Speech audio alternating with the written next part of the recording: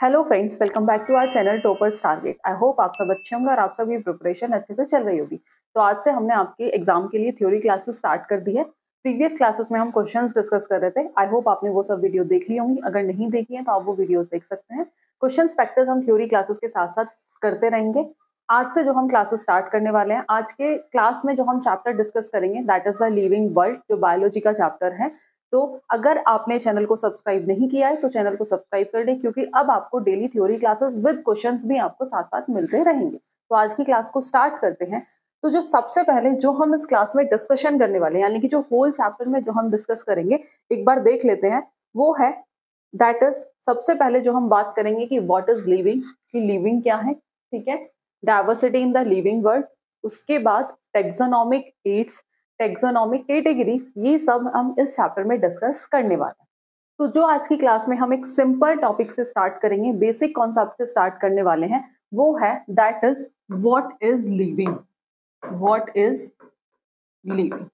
तो आप सबके माइंड में एक आंसर आ रहा होगा, लिविंग क्या, कि जो ऑर्गेनिजम्स मूव करते हैं, ठीक है, जो रिप्रोड्यूस करते हैं,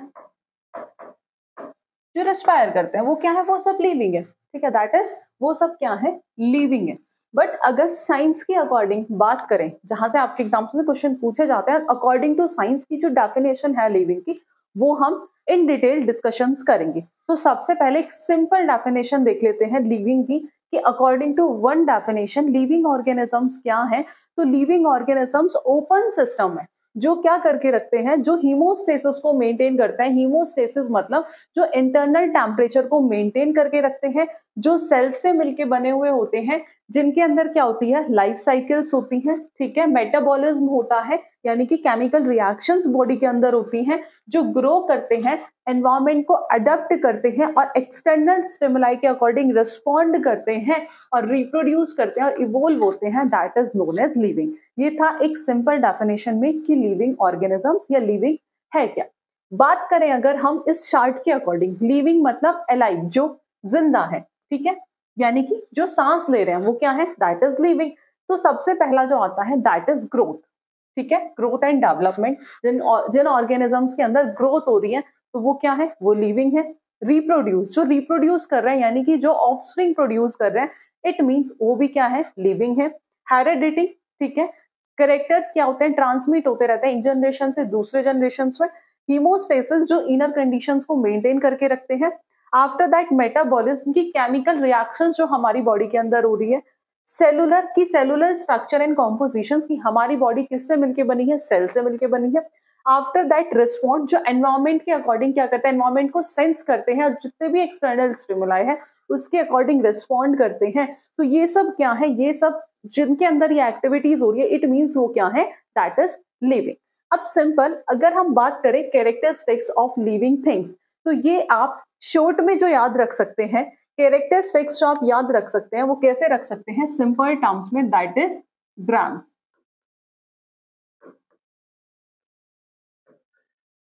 दैट इज ग्राम्स। अब ग्राम्स का यहाँ क्या मतलब है, एक एक करके डिस्कस करेंगे।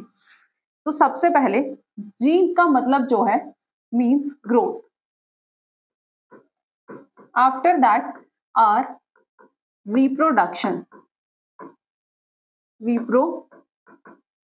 अब ये जो कैरेक्टरिस्टिक्स है, ये आप साइंस के अकॉर्डिंग जो एक डिफाइंड कैरेक्टरिस्टिक्स है लिविंग ऑर्गेनिजम्स के लिए, वो ये हैं जिन्हें हम याद रख सकते हैं किससे, ग्राम से।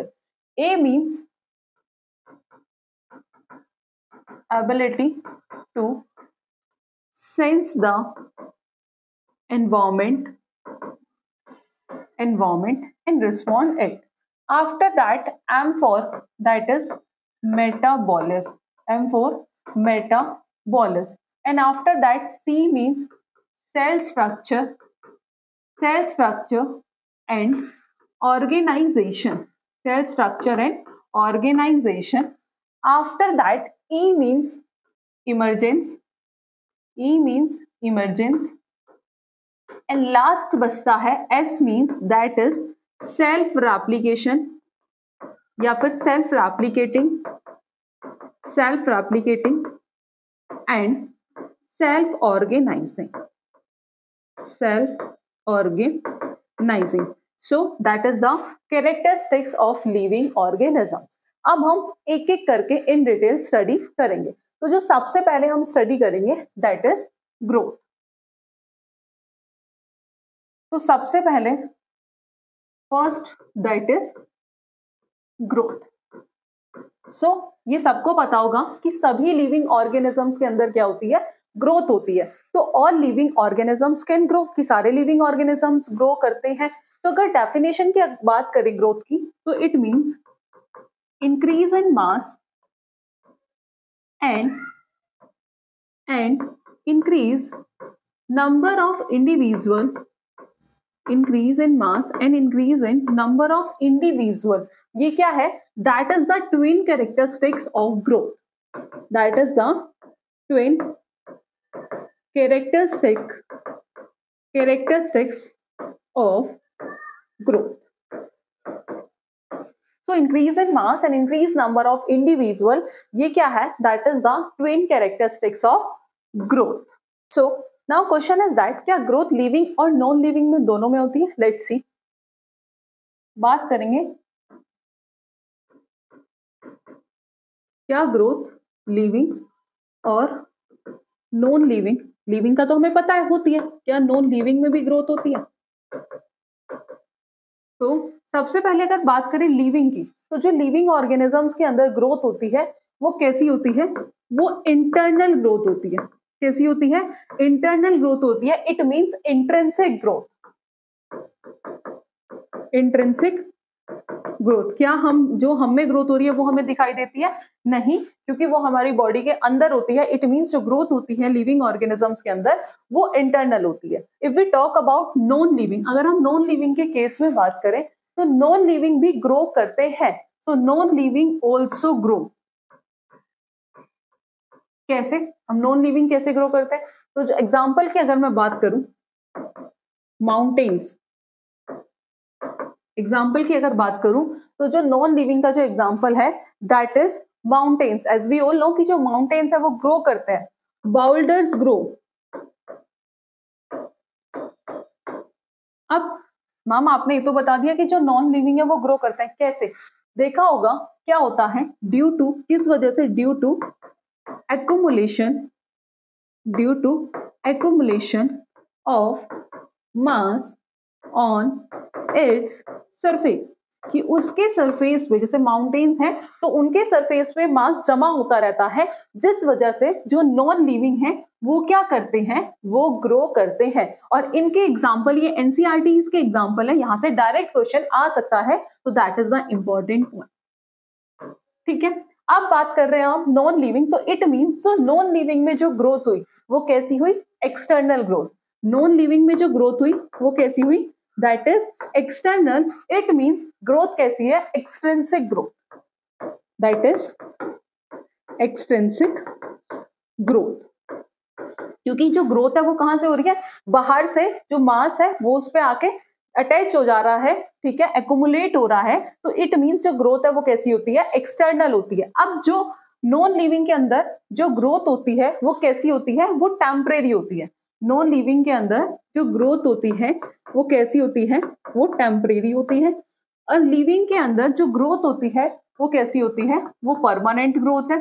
ऐसा तो नहीं है ना कि हम बड़े हो गए और उसके बाद फिर से छोटे हो जाएंगे, ठीक है। तो ये कैसी ग्रोथ है, ये परमानेंट है। बट नॉन लिविंग के केस में ऐसा हो सकता है, तो ये ग्रोथ कैसी है, टेम्परेरी है। इट मींस जो ग्रोथ है वो कैसी है, रिवर्सिबल है, रिवर्सिबल है। अगर बात करें लिविंग के केस में तो जो ग्रोथ है दैट इज इररिवर्सिबल, इररिवर्सिबल। ये हमने बात करी किसके कॉन्टेक्स्ट में, लिविंग और नॉन लिविंग के। अगर हम बात करें प्लांट और एनिमल के रिस्पेक्ट में, इफ वी टॉक अबाउट किसके रिस्पेक्ट में, प्लांट और एनिमल के रिस्पेक्ट में, प्लांट और animal. So as we all know कि जो प्लांट है वो कॉन्टिन्यूअसली ग्रो करता रहता है थ्रू आउट देयर लाइफ। कि जो प्लांट है वो अपनी लाइफ तक, जब तक उसका लाइफ स्पेन है, वो तब तक कॉन्टिन्यूअसली ग्रो करता है। क्यों?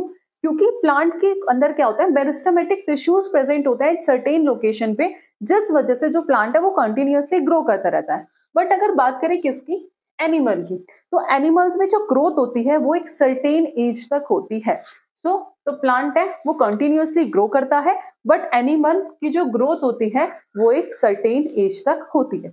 अब बात करें अगर यूनिसेलुलर और मल्टी सेलुलर, तो जो यूनिसेलुलर और मल्टी सेलुलर दोनों में क्या होता है, बाय किसके थ्रू ग्रो करता है, बाय सेल डिवीजन। किसके थ्रू, बाय सेल डिवीजन। अब ये हमने समझ लिया कि ग्रोथ यूनिसेलुलर में भी है, मल्टी सेलुलर में भी है।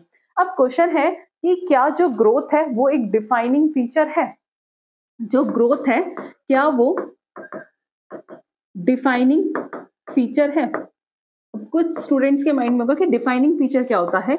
डिफाइनिंग फीचर इट मींस कि ये सभी लिविंग ऑर्गेनिजम्स के अंदर प्रेजेंट है बट किसी नॉन लिविंग के अंदर प्रेजेंट नहीं होता, that is defining feature. Growth क्या है, एक कैरेक्टरिस्टिक्स है लिविंग ऑर्गेनिज्म की।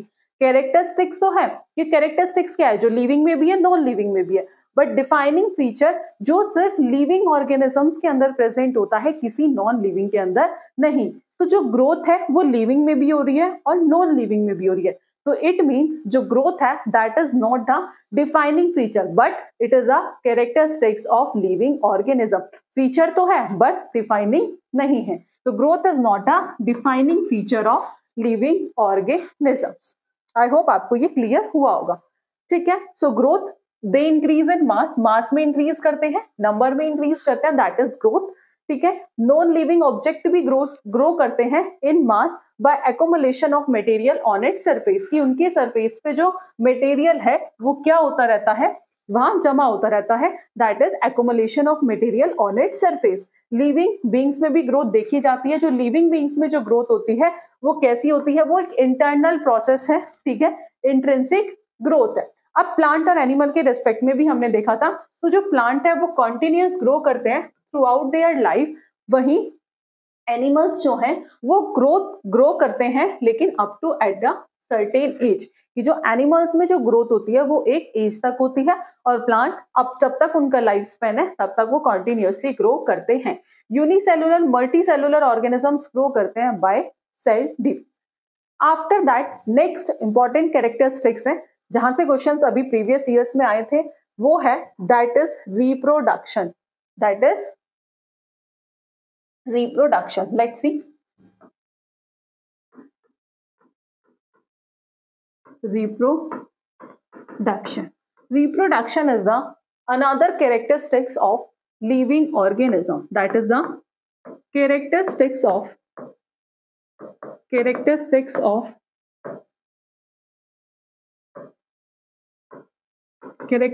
of living organism. ठीक है, रिप्रोडक्शन क्या होता है कि ऑफस्प्रिंग प्रोड्यूस करना of their on kind, produce offsprings of their on kind, कि अपने ही जैसे बच्चे पैदा करना। कि जो एलिफेंट का बेबी है वो कैसा होगा, एलिफेंट ही होगा, कोई डॉग या कैट नहीं होगा, यानी कि सेम अपने जैसे बच्चे पैदा करना, that is known as reproduction. अब जो रिप्रोडक्शन होता है वो दो टाइप का होता है। रिप्रोडक्शन जो होता है वो दो टाइप्स का होता है। एक होता है असेक्सुअल रिप्रोडक्शन,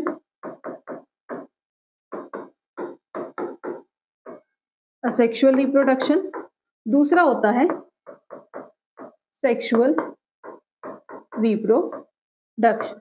असेक्सुअल रिप्रोडक्शन में सिर्फ सिंगल पेरेंट इन्वॉल्व होते हैं और सेक्सुअल रिप्रोडक्शन में दो पेरेंट इन्वॉल्व होते हैं। ठीक है, बात करें अगर एग्जाम्पल की, जहां से जो क्वेश्चंस आते हैं डायरेक्ट, दैट इज इंपॉर्टेंट। जो फंजाई है multiply by asexual spores, fungi multiply by asexual spore. ठीक है, after that next is east and hydra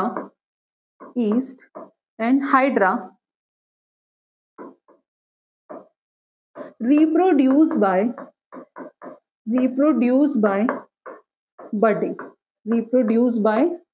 budding. After that next is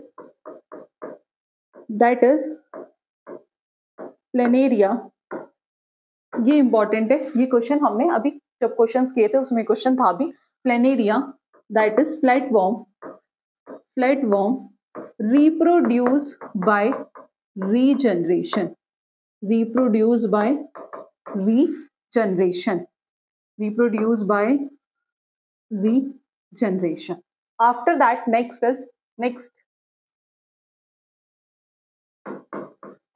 fungi, filamentous algae,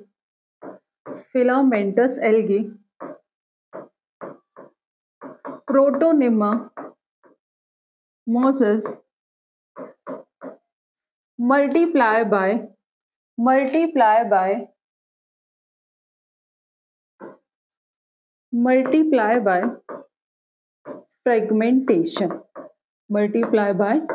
fragmentation. ठीक है, यहां से आपके डायरेक्ट क्वेश्चन आते हैं, तो ये आपको याद होना चाहिए. Fungi, filamentous algae, Protonema, mosses, multiply by fragmentation. Planaria, flatworm, reproduce by regeneration. Yeast, hydra, reproduce by budding. Fungi multiply by asexual spore. Another important, bacteria, amoeba,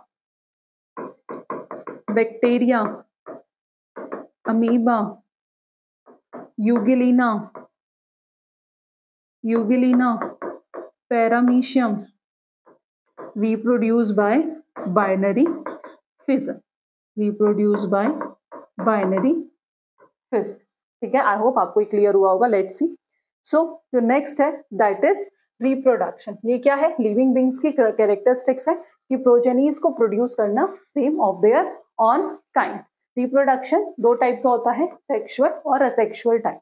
ठीक है, जो फंजाई है वो क्या प्रोड्यूस करती है? Spore for asexual reproduction. ठीक है, प्लेनेरिया किसके थ्रू रिप्रोड्यूस होता है? बाय रीजनरेशन, जिसमें जो fragment of a body form whole organism. कैसे? Let's see. ये क्या है? एक पेरेंट प्लेनेरिया है. ठीक है, इसे दो फ्रेगमेंट्स में डिवाइड कर दिया, that is the parent planaria. इसे क्या किया? दो फ्रेगमेंट्स में डिवाइड कर दिया. अब जो हर एक फ्रेगमेंट्स है, जो ईच फ्रेगमेंट्स है, ठीक है, वो क्या जनरेट करती हैं? एक न्यू ऑर्गेनिजम्स जनरेट करती है. कि हर एक फ्रेगमेंट्स जनरेट क्या कर रही है? एक नया ऑर्गेनिजम्स क्या कर रही है? जनरेट कर रही है. और ये किस में हो रहा है? ये क्या है? That is regeneration. और किस में होता है? ये होता है प्लेनेरिया. ठीक है, तो parent planaria divide into two fragments, और हर एक फ्रेगमेंट्स क्या फॉर्म जनरेट कर रही है? क्या फॉर्म कर रही है? एक नया organisms. After that filamentous fungi, filamentous algae, Protonema, mosses, all easily multiply by fragmentation. All easily multiply by किसके थ्रू होते हैं? By fragmentations. And after that कुछ organisms ऐसे होते हैं जो reproduce नहीं करते. Certain organisms do not reproduce. जैसे म्यूल ये reproduce नहीं करता. वर्कर बीज ये भी reproduce नहीं करती. इनफर्टाइल ह्यूमन कपल्स ये भी रिप्रोडक्शन इनके अंदर नहीं होता, ये भी रिप्रोड्यूस नहीं करते. अब रिप्रोडक्शन क्या नॉन लिविंग में होता है? तो नॉन लिविंग में रिप्रोडक्शन नहीं होता. अगर नॉन लिविंग में नहीं है तो आपके माइंड में आ रहा होगा कि ये तो एक डिफाइनिंग फीचर होगा. तो रिप्रोडक्शन डिफाइनिंग फीचर नहीं है. क्यों? क्योंकि डिफाइनिंग फीचर जो सभी लिविंग ऑर्गेनिजम्स में है, बट कुछ लिविंग ऑर्गेनिजम्स ऐसे हैं जो रिप्रोड्यूस नहीं करते. तो इट मींस ये कैरेक्टरिस्टिक सभी लिविंग ऑर्गेनिजम्स के अंदर भी नहीं है. तो जो रिप्रोडक्शन है वो भी डिफाइनिंग फीचर नहीं है, but that is the characteristics of living organism. तो आई होप आपको क्लियर हुआ होगा. After that next is third is the most important feature, that is the ability to sense the environment and respond it. इसमें जो most important आता है that is consciousness. जो most important है that is consciousness. तो consciousness क्या है? एक most obvious और complicated feature है जो सभी living organisms में होता है. तो ability to sense the environment, हम क्या करते हैं? environment को sense करते हैं और फिर उसके according क्या करते हैं? respond करते हैं. ये कॉम्प्लिकेटेड फीचर है जो सभी लिविंग ऑर्गेनिजम्स में होता है. हम क्या करते हैं? कुछ एनवायरमेंटल स्टिमुलाई के अकॉर्डिंग क्या करते हैं? रिस्पॉन्ड करते हैं. अब वो फिजिकल भी हो सकती है, केमिकल भी हो सकती है, बायोलॉजिकल भी हो सकती है. If we talk about physical stimuli, तो जैसे पीएच, हम क्या होता है इनकी तरफ? सेंसिटिव होते हैं. वाटर, ये सब क्या है? That is the physical stimuli. If we talk about chemical, तो पॉल्यूटेंट, ठीक है। एंड आफ्टर दैट बायोलॉजिकल, तो that is a photoperiod. Photo का मतलब लाइट एंड पीरियड का मतलब ड्यूरेशन। तो हम क्या करते हैं, एनवायरमेंट को सेंस करते हैं एंड क्या करते हैं, रिस्पॉन्ड करते हैं थ्रू एनवायरमेंटल स्टिमुलाई। वो फिजिकल भी हो सकती हैं, केमिकल भी हो सकती हैं और बायोलॉजिकल भी हो सकती हैं। अब ये जो सेंसेस वाला जो रिस्पॉन्ड करने वाले जो फीचर है, क्या ये नॉन लिविंग में होता है? तो नॉन लिविंग में कॉन्शियसनेस नहीं होती है। जैसे फॉर एग्जांपल अगर कोई टेबल है, अगर मैं उसमें मारूं तो उल्टा चोट मुझे लगेगी, टेबल को कुछ नहीं होगा। तो इट मींस कि जो नॉन लिविंग में कॉन्शियसनेस नहीं होती है, सिर्फ कॉन्शियसनेस किसके अंदर होती है, लिविंग ऑर्गेनिजम्स के अंदर प्रेजेंट होती है। ठीक है। अब बात करें अगर ह्यूमंस की, तो ह्यूमंस जो होते हैं वो बहुत ज्यादा सेल्फ अवेयर होते हैं। तो वो क्या होते हैं, दैट इज सेल्फ कॉन्शियसनेस। तो ह्यूमंस क्या होते हैं, वो बहुत ज्यादा सेल्फ अवेयर है। तो दैट इज, वो क्या है, सेल्फ कॉन्शियसनेस, सेल्फ कॉन्शियसनेस। सो कॉन्शियसनेस, अब बात करें क्या ये feature that is a defining property है? हाँ, ये डिफाइनिंग प्रॉपर्टी है क्योंकि ये सभी लिविंग में है और किसी नॉन लिविंग में नहीं है। तो that is the defining feature या defining characteristics of living organism. After that another important characteristics of living organism that is metabolism. As we all know कि हमारे अंदर क्या होती है, रिएक्शंस होती रहती हैं। तो जितने भी रिएक्शंस हमारी बॉडी के अंदर हो रही है, सेवरल केमिकल रिएक्शंस अगर इन लिविंग ऑर्गेनिज्म, उसे ही हम क्या कहते हैं, मेटाबॉलिज्म कहते हैं।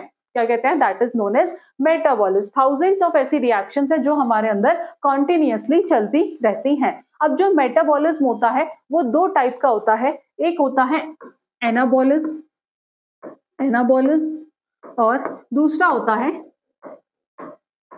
केटाबॉलिज्म। एनाबॉलिज्म और केटाबॉलिज्म। एनाबॉलिज्म यानी कि कुछ बनना, इट मींस बायोसिंथेसिस, बायोसिंथेसिस। जैसे इसका एग्जांपल की बात करें तो क्या एग्जांपल होगा, ये होगा फोटोसिंथेसिस, फोटोसिंथेसिस, क्योंकि उसमें क्या होता है, फोटोसिंथेसिस में खाना मिल रहा है, खाना बन रहा है।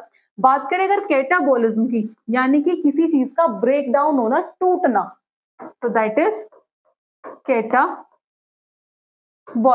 ठीक है। So several chemical reactions occur in living organism.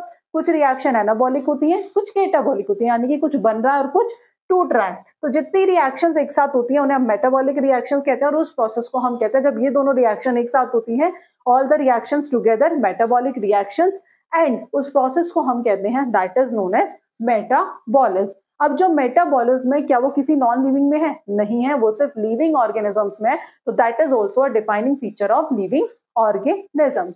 After that, the most important next है that is cell structure and organization. As we all know कि all living organisms are made up of cell. सभी living organisms किससे मिलके बने हैं? Cell से मिलके बने हैं। That's why cell is known as structural and functional unit of life. हमारी जो लाइफ स्टार्ट हुई है वो किससे हुई है?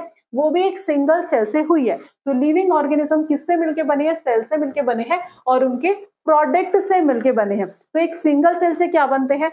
ग्रुप ऑफ सेल्स का फॉर्मेशन होता है जिसे हम कहते हैं टिश्यू। टिश्यू से क्या बनते हैं? ऑर्गन। ऑर्गन से क्या बनते हैं? Organ system. और ऑर्गन सिस्टम से क्या बनता है? Complete organisms. तो that is the level of organization, और that is another important characteristic and defining feature of living organism. क्योंकि क्या सेल्स नॉन लिविंग में प्रेजेंट होती है? नहीं होती है, सभी लिविंग में है। यस, सभी लिविंग में क्या है?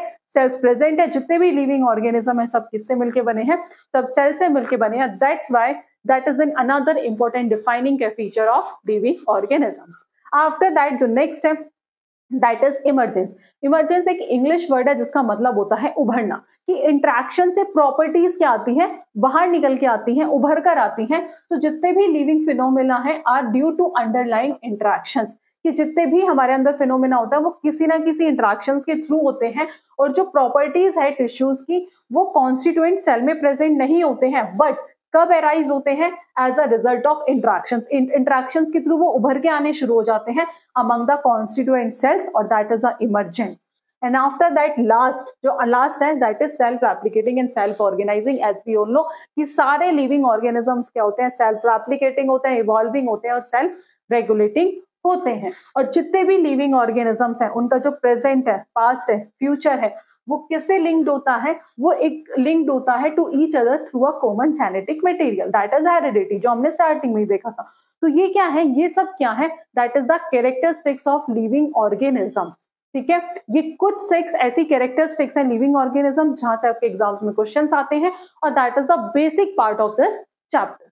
तो सिंपल अगर एक डेफिनेशंस में बात करें तो living organism self replicating, evolving, self regulating interactive system, emergence, capable of responding to external stimuli, so that is known as living.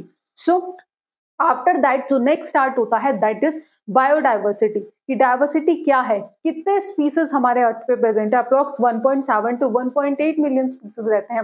उन्हें हमने कैसे कैटेगराइज करा, किस बेसिस पे करा, ये हम अपनी नेक्स्ट क्लास में डिस्कस करेंगे। आई होप आपको आज का सेशन पसंद आया होगा। अब आपको आपके एग्जाम से रिलेटेड डेली थ्योरी क्लासेस भी मिलती रहेंगी, साथ साथ हम क्वेश्चंस प्रैक्टिस भी करेंगे। तो आई होप आपको आज की वीडियो अच्छी लगी होगी। क्लास में इतना ही, मिलते हैं नेक्स्ट वीडियो में नेक्स्ट टॉपिक के साथ। Thank you.